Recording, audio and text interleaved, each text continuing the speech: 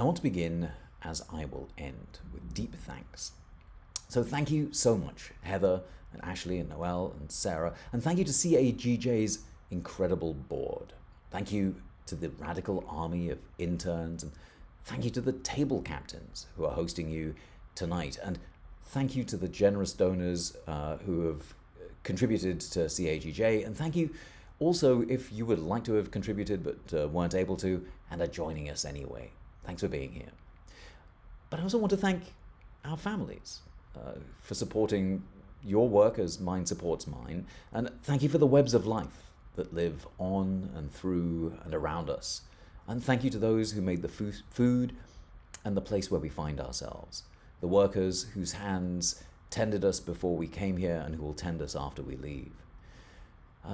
We must acknowledge and honor the communities on whose stolen land we find ourselves, and we must work to render this gratitude more than just performative. But there is a limit to the gratitude for those who help shape the conditions of our being here. I mean, I'm in occupied Texas on a palimpsest of land that was variously the home to freed enslaved people, the Alabama Coushatta, the Caddo, the Carrizo Comecrudo, the Coathuiltecan, the Comanche, Kickapoo, Lipa Napache, Tonkawa, and Isleta del Sur Pueblo. Here in Texas, the state that fought for slavery twice. This ritual of land acknowledgement is important to observe so that when we gather this evening for SLEE, strengthening local economies everywhere, we've got to remember that some kinds of economies can't be strengthened without violence, without suffering, without exploitation and extraction and amnesia. That, of course, is what brought me to Muckleshoot territory, to Seattle, for the first time in 1999. Those rainy winter days had come at the end of a year of organizing across America, a year in which groups like the People's Global Action worked to help communities across the continent understand what was at stake in Seattle in November and December in 1999. So what was at stake in Seattle was a vision about what the local economy might be. The post-Cold War propagandists had tried to make it seem inevitable that history had ended and that the future was a supremacy of American empire, propelled through the free market horrors of the neoliberal local economy. In that economy, a few tech and industrial champions would create a phalanx of millionaire managers and engineers whose wealth would trickle down all the way to the farmer's market and the artisanal hemp store.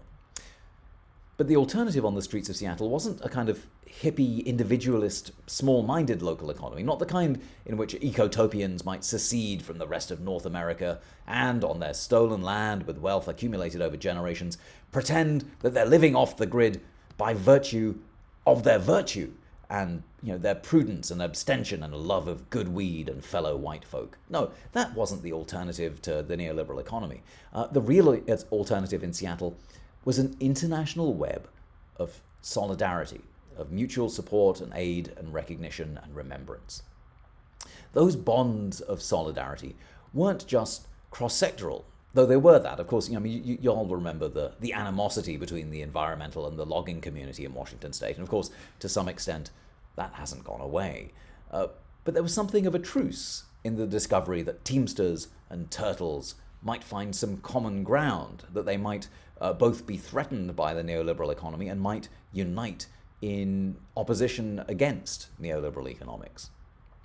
But that kind of cross-sectoral solidarity wasn't the only kind. There was international solidarity, and I thought I might share my perspective just because I was able to cover a couple of angles in 1999. I was both outside the World Trade Organization negotiations, on the fringes of indie media, uploading reports to the early Web 2.0, back in the day when the idea of having your own stories online wasn't the way that democracy was going to be subverted by some cocky frat boy, sort of squeaky-voiced supervillain, but instead an active and hopeful way of getting the truth out into a media world that was ordinarily quite centrist and in favor of the status quo. But I was outside with indie media, but I was also on the inside of the World Trade Organization. I'd been working in Harare, Zimbabwe, with some excellent third worldists, with refugees from the post-colonial moment who still harbored the dream that the global South might unite and resist the horrors of European colonial capitalism. The organization I was working with was called SEATINI, the Southern and Eastern African Trade Information and Negotiations Initiative. And in Harare, what we did was essentially set up a boot camp for civil servants. Because one of the ways that US power prevails is through its capacity to convene events like the WTO meeting in Seattle. And at that meeting, what it would do is set up dozens of competing events, each of which would negotiate texts to which everyone would be bound. And then they would simply win through fielding overwhelming numbers of negotiators in overwhelming numbers of negotiations. And they took whatever they wanted because no one else could afford to flood the field in the same way except perhaps the European Union. So our scrappy outfit in Harare was headed by the legendary Yash Tandon, the head of the South Center now, based in Geneva. And we were invited to support the work of the Africa Group. And so we spent time poring over the trade documents and analyzing them and explaining quite how the US was trying to screw the rest of the world, and what the European Union was trying to do, and where they agreed, and how they were trying to do an end run around democracy, and why this was against the interests of the people, both in the global South and in the global North. Most of the civil servants we worked with got it, but there was a problem. Their bosses in the ministries of trade and finance were often beholden to institutions like the World Bank and the World Trade Organization and the International Monetary Fund. And through the 1990s, vast empires of debt sprawled across the global South. And that debt, as it was under original imperial rule, was an instrument of colonialism, because if a country is indebted, then it is obliged to repay in dollars, and that means that it must export things that people in the global North want, rather than feeding its own citizens, for example. So when trade ministers gathered in Seattle, and trade ministers from Africa, for example, made even the most timid squeaks about perhaps not totally 100% agreeing with what the US had proposed, then they'd be reminded, they'd be given the talk about how much they owed, and they were told that their dissidence would be met by their aid being cut off, and then they wouldn't be able to repay their loans, that US philanthropies, the charities, would walk away and there would be no more aid projects in their countries, and perhaps worst of all, their sons wouldn't even be able to get a full scholarship at Princeton. But there are limits to what even the most routinely bruised egos of finance ministers in the global South can suffer at an international conference. And I saw it firsthand when some of the civil servants with whom we'd worked were utterly exasperated that after being shunted from room to room within the ministerial conference complex, they'd found a room and then they were kicked out because Motorola needed the room. Now, inside that soundproofed room, it was possible to imagine that you were in a bubble, that there wasn't much of a world outside. But once you were in the corridors, turfed out of your room, Africa delegates could hear the faint chants of, "This is what democracy looks like," coming from the streets. And it was possible in the corridors to see it, to watch the TVs set up, and to have the feeds from the protests appear, further delegates inside the World Trade Organization. And it was possible when you saw that to feel briefly powerful. Now, I don't want to overstate this. I mean, African finance ministers are very far from the vanguard of the revolution. In their own country, they're part of the 1%, and sometimes over here, they're part of the 1% too. But in Seattle in 1999, this was a glimpse of a world that might be different. This was a glimpse of a world in which solidarity could matter. Now, this wasn't a world without conflict, mind. Conflict is important, and I want to talk about that because, in fact, it was conflict on the streets, articulated with conflict inside the ministerial meeting, that made it possible for people for the global north to be stopped. In fact, the victory was achieved through conflict. And that matters if you're interested in things like food sovereignty, because food sovereignty is about all kinds of creative conflict. Food sovereignty, as is about communities' right to be able to make their own decisions about their own food policy. And that's an invitation for conflict, because what farmers might find easiest in a given agricultural system might not be what farm workers find safest or what consumers find healthiest. There's room in food sovereignty for conflict, because as long as there are those who own the land and those who work it, there's always going to be conflict.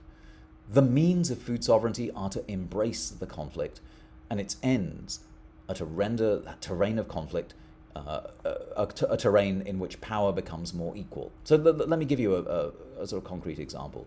So food sovereignty begins with the idea that all communities have a right to decide their food policy for themselves in ways that ensure that everyone, everywhere, is fed healthily. But what that means is that everyone in the community gets to decide. And what that means is that the divisions of patriarchy need to be transcended, because if everyone has to decide, that means gender inequality needs to be eradicated. You can't have fair decision making if the terrain on which those decisions are made are systematically skewed by inequalities like patriarchy. And so the global call for food sovereignty has become something in the process that makes more conflict happen around the ending of patriarchy, and the result is equality. So that's why we've got slogans from La Via Campesina that food sovereignty is about an end to all forms of violence against women. And that's why we also have so much more conflict ahead. I mean, I remember 10 years ago when I joined YARL and wished for a future in which we didn't have to have so many of these anniversaries, that we might live one day in a future where the commemorations of decades of struggles past might be a thing of history. I mean, I was being a bit tongue-in-cheek, to be fair, because, as Angela Davis reminds us, freedom is a constant struggle. It's not like patriarchy is over, but as it has unfolded, the food movement has understood the need to fight it. And it's not like white supremacy is finished, but because of the uprisings and the organizings through things like the Movement for Black Lives, it's harder to pretend that white supremacy has not always been central to the food system, particularly here in the United States, and particularly here in Texas. But in years to come, we need more conflict. If we think about the way forward, if we think about our future, it is a future filled with conflict, good conflict, within our movements and outside our movements. I mean, outside is easier to see, right? The struggle outside for food sovereignty means taking down the World Trade Organization, the World Bank, and the International Monetary Fund. We need to take on the forces of the status quo. Those forces include, philanthro-capitalists who would like to lock African peasant movements into cycles of environmental degradation and commodity food production, who, under the guise of ending hunger, these philanthro-capitalists confected the World Food Systems Summit earlier this year, and they offered solutions that, after $1 billion have been spent on it, have demonstrably failed, even under the meager ambitions of the Gates Foundation and Rockefeller Foundation fueled Alliance for a Green Revolution in Africa. I'll stop here while you boo. Sorry, what's that? Why, yes, I could expand on that a little bit more, but as it turns out, I don't have to. CAGJ has already done it for us with its excellent new series, Rich Appetites. The first film is completely lovely, and it's produced with animators in South Africa, and it drives home the point that colonialism is alive and well.